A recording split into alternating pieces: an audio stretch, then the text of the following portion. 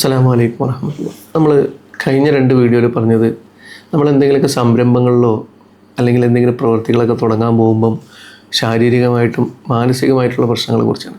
ഇനി നമ്മൾ പറയാൻ പോകുന്നത് സാമ്പത്തികമായിട്ടുള്ള പ്രശ്നങ്ങളെ കുറിച്ചാണ്.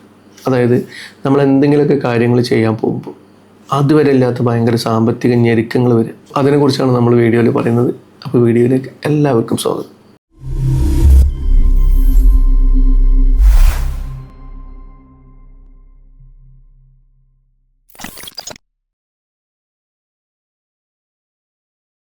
നമ്മൾ ഇപ്പോൾ കച്ചവടമായാലും ശരി, അല്ലെങ്കിൽ എന്തെങ്കിലും കാര്യങ്ങൾ വാങ്ങാനായാലും ശരി, അല്ലെങ്കിൽ എന്തെങ്കിലും പ്രവൃത്തികൾ ചെയ്യാൻ തുടങ്ങുമ്പോൾ നമുക്ക് ഒക്കെ കറക്റ്റായിട്ട് പോകും. പക്ഷേ ആ സാമ്പത്തിക കാര്യങ്ങളിലേക്ക് വരുമ്പം നമുക്ക് എവിടെ നിന്നില്ലാത്ത തടസ്സങ്ങൾ വരിക, അല്ലെങ്കിൽ ആരെങ്കിലും നമ്മളെ സഹായിക്കുക എന്ന് പറഞ്ഞാൽ അത് ചെയ്യാതിരിക്കുക, അല്ലെങ്കിൽ കിട്ടാനുള്ള പൈസ കിട്ടാതിരിക്കുക, അല്ലെങ്കിൽ നമ്മൾ എന്തെങ്കിലും വഴി കണ്ടെത്തി അല്ലെങ്കിൽ മുന്നോട്ട് പോയി കഴിഞ്ഞാൽ അതൊന്നും ശരിയാവാതെ വരിക, അതുവരെ നല്ല ഇതിൽ നമ്മളോട് പെരുമാറിയ ആളുകൾ പെട്ടെന്ന് മോശമായിട്ട് പെരുമാറുക, ഇങ്ങനെയൊക്കെ പ്രശ്നങ്ങൾ വന്നിട്ട് നമുക്ക് ആ സോഴ്സ് ഇല്ലാതാവും. അതായത് ആ സാമ്പത്തികമായിട്ടുള്ള കാര്യം, നമ്മൾ ചെയ്യാൻ പോകുന്ന കാര്യം നടക്കാനുള്ളൊരു സാമ്പത്തികം ഉണ്ടല്ലോ, അതിലേക്ക് എത്താതിരിക്കുന്നൊരു പ്രശ്നം, അല്ലെങ്കിൽ നമ്മൾ ഒരു പൈസ എവിടേക്കെങ്കിലും മാറ്റി വെച്ച് ഈ പ്രവൃത്തിയിലേക്ക് മാറ്റി വെച്ചാൽ അത് പെട്ടെന്ന് വേറെ എന്തെങ്കിലും ആവശ്യങ്ങൾ വന്ന് പോവുക, അല്ലെങ്കിൽ ആർക്കെങ്കിലും കുടുംബത്തിൽ അസുഖങ്ങൾ ഉണ്ടായിട്ട് അത് ചിലവായി പോവുക, ഇനി നമുക്ക് തന്നെ എന്തെങ്കിലും അസുഖം ഉണ്ടായിട്ട് അത് ചിലവാകുക. അപ്പോൾ അങ്ങനെയുള്ള പ്രശ്നങ്ങൾ, അല്ലെങ്കിൽ അത് നമ്മൾ വിചാരിച്ച ആ സോഴ്സിൽ നിന്ന് നടക്കാതിരിക്കുക. അപ്പോൾ എന്തെങ്കിലും സാധനങ്ങൾ വിറ്റിട്ടാണ്, ഇപ്പോൾ നമ്മുടെ അടുത്തൊരു സ്ഥലമുണ്ട്, അത് വിറ്റിട്ടാണ് നമ്മളൊരു പരിപാടിയിലേക്ക് പോകാൻ ഉദ്ദേശിക്കുന്നത്. അങ്ങനെ നമ്മളത് വിറ്റ് ഡേറ്റൊക്കെ പറഞ്ഞിട്ട് നമുക്ക് ആ പൈസ എത്താതിരിക്കുക, അല്ലെങ്കിൽ ആ കച്ചവടം മുടങ്ങിപ്പോവുക. ഇങ്ങനെ പലതരം തടസ്സങ്ങൾ ഇപ്പോൾ എന്തെങ്കിലുമൊക്കെ പരിപാടി തുടങ്ങാൻ പോകുമ്പോൾ പലരും അഭിമുഖീകരിക്കുന്ന.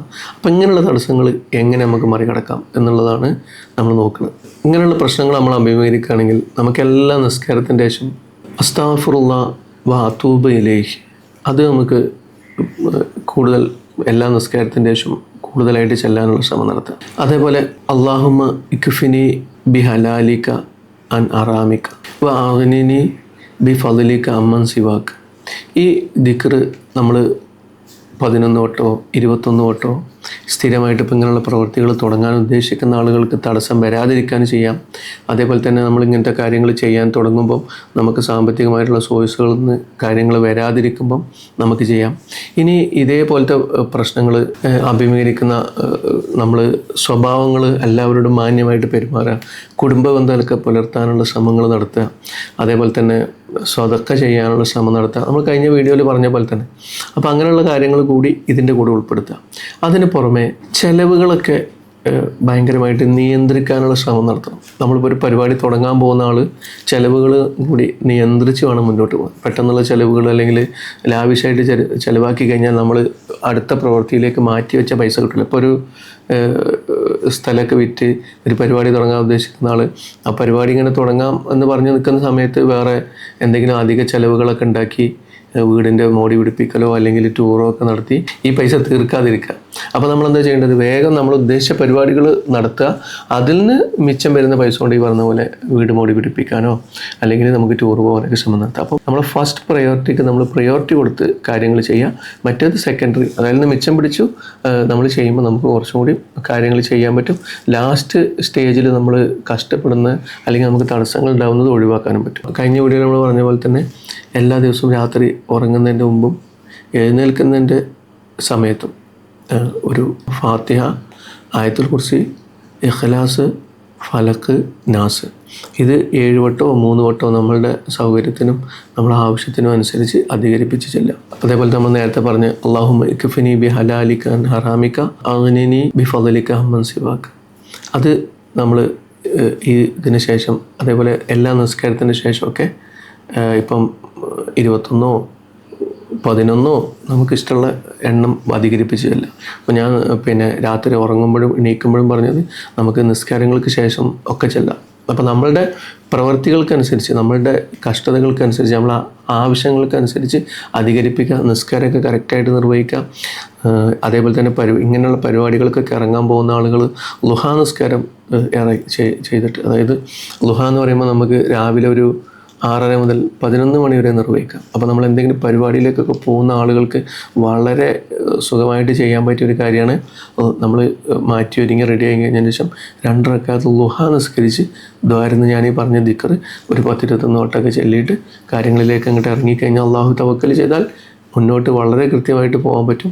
അപ്പോൾ നമ്മളിൽ ആ നന്മ, അള്ളാഹുവിൻ്റെ ബർക്കത്ത്, അള്ളാഹുവിൻ്റെ റഹ്മത്ത്, അള്ളാഹുവിൻ്റെ ഫളിൽ ഇതൊക്കെ നമ്മളിലേക്ക് നമുക്ക് പ്രതീക്ഷിക്കാൻ പറ്റും. പിന്നെ മാത്രമല്ല നമുക്ക് ചുറ്റും ഒരു വൈബ് ഉണ്ടാക്കാനും നമുക്ക് പറ്റും, ഒരു പോസിറ്റീവ് വൈബ് ഉണ്ടാക്കാനും നമുക്ക് പറ്റും. അങ്ങനെയാണല്ലോ നമ്മളെല്ലാത്തിനോടും ഇങ്ങനെ വളരെ ദേഷ്യമായിട്ടൊക്കെ പെരുമാറുന്ന, അല്ലെങ്കിൽ നമുക്ക് ഇങ്ങനത്തെ കാര്യങ്ങളൊക്കെ ചെയ്യാൻ ഉദ്ദേശിക്കുമ്പം നമുക്ക് പൊതുവേ ഒരു ഭയങ്കര ടെൻഷനും ഭയങ്കര ആദ്യം ഇതൊക്കെ ഉണ്ടാവും. അപ്പോൾ അതിനൊക്കെ നമുക്ക് കുറച്ചൊരു പീസാക്കി റിലാക്സായി നമുക്ക് മുന്നോട്ട് പോകാൻ നമ്മളെ പെരുമാറ്റം, നമ്മളിതേപോലുള്ള അള്ളാഹുവിലേക്കുള്ള അടുപ്പൊക്കെ നമുക്ക് സാധിക്കും. അപ്പോൾ അതിനുള്ള ശ്രമങ്ങൾ നടത്തും. അപ്പോൾ നമ്മൾ പല പ്രവൃത്തികൾ ചെയ്യാൻ ആഗ്രഹിക്കുന്ന ആളുകൾ, ഐഡിയ ഉള്ളവർ ഒക്കെ ഉണ്ട്. പക്ഷേ പലരും സാമ്പത്തികമായിട്ടുള്ള പ്രശ്നങ്ങൾ കൊണ്ട് പലരും തുടങ്ങാൻ പറ്റാതിരിക്കുക. പിന്നെ നമ്മൾ പല ആളുകളും നമ്മോട് പറയുന്നതാണ്, സാന്ദർഭികമായിട്ട് പറയുകയാണ്, നമ്മൾ എന്തെങ്കിലും പരിപാടിയൊക്കെ തുടങ്ങാൻ ഒരു ഐഡിയ ഉണ്ടാവും, കുറേ അറിയും. അപ്പോൾ അങ്ങനെയുള്ള ആളുകളൊക്കെ ഉടനെ ചോദിക്കുന്നൊരു ചോദ്യം, അതിന് സാമ്പത്തികം ഇല്ലല്ലോ നിങ്ങളെന്നേക്ക്.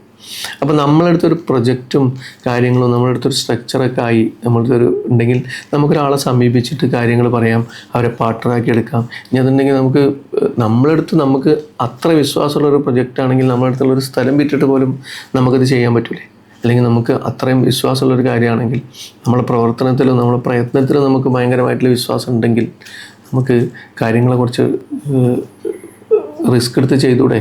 അങ്ങനെ റിസ്ക് എടുത്ത് ചെയ്യണമല്ലോ, അപ്പോഴല്ലേ നമുക്ക് കുറച്ച് കൂടുതൽ അതിലേക്ക് ഇൻവോൾവ് ചെയ്യാൻ വേണ്ടിയുള്ള ശ്രമം നടത്താൻ പറ്റുള്ളൂ. അപ്പോൾ അങ്ങനെ പല റിസ്ക്കുകൾ എടുക്കുന്ന ആളുകളുണ്ട്, റിസ്ക് എടുക്കാൻ മടിക്കുന്ന ആളുകളുണ്ട്. അപ്പോൾ അവർക്ക് അള്ളാഹു മുന്നോട്ടുള്ള പാതകൾ എളുപ്പമാക്കി കൊടുക്കട്ടെ. ചെയ്യാൻ ഉദ്ദേശിക്കുന്ന അല്ലെങ്കിൽ നമ്മൾ ചെയ്തുകൊണ്ടിരിക്കുന്ന പരിപാടിയിലൊക്കെ അള്ളാഹു ബർക്കത്തും റഹ്മത്തും നൽകട്ടെ. അതൊക്കെ നമുക്ക് ദീർഘായുസ്സോടും ആരോഗ്യത്തോടും കൂടി മുന്നോട്ട് പോകാനും അടുത്ത തലമുറയെ കൂടി നമ്മൾ ചെയ്യുന്ന പ്രവൃത്തി മികച്ച രീതിയിൽ ചെയ്യാനും അള്ളാഹു തൗഫീഖ് നൽകട്ടെ. ആമീൻ. അപ്പോൾ പറഞ്ഞ കാര്യങ്ങളൊക്കെ എല്ലാവർക്കും മനസ്സിലായെന്ന് കരുതുന്നു.